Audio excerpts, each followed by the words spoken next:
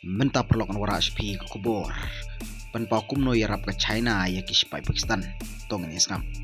Air defense system buat satellite support ke China ya ke Pakistan. Happening ke Jingkun buat ke India. Report ke Bloomberg. Uriu simpang beling sya ke defense ministry jong ke India.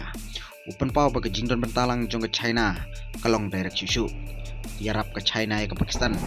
Ban reorganize ki radar ban ditekloi ki spy India. Bat ya kecaka butir tama. Uriu simpang ong ke China kaya rap busu ki radar. Ban pingor ki action sun jong ke India. Ke China kaya rap adjust satellite coverage ru ya ke Pakistan halor ke India. Hapdeng ke Jingkun. Ashok Kumar, Director General jong ke Center for Joint Warfare Studies sa New Delhi ong. Kaya rap ya ki ban busu ya ke air defense radar jong ki. Kenang ba kino ki action ki bangile na kalintisun ka ajing tip siya ki. Ka support ka baron kame na kamta ke Pakistan.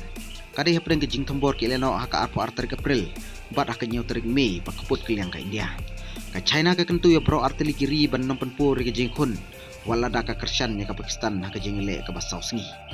Foreign Minister ke Pakistan Ishakdar ulai laisi si China. Halor ke Jingkot Subha jong Foreign Minister Wangi ke China.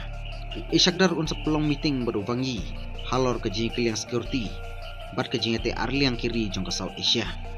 Baro artili kiri kin kemipat ya ke jingedai. Panjab ya ka plan hapdeng ke jingkenat jong kiri. Bat dah ka bede bat ke politics. Ki drone Turki, ki missile China bat ki aircraft Pakistan. Ki Shakhrawet dah ke air defense network jong ke India. Pen-i kasaki bat penangkam ke Pakistan nya ki PL-15 missile. Bat ke Turkish made kamikaze. Bat ki drone Songar.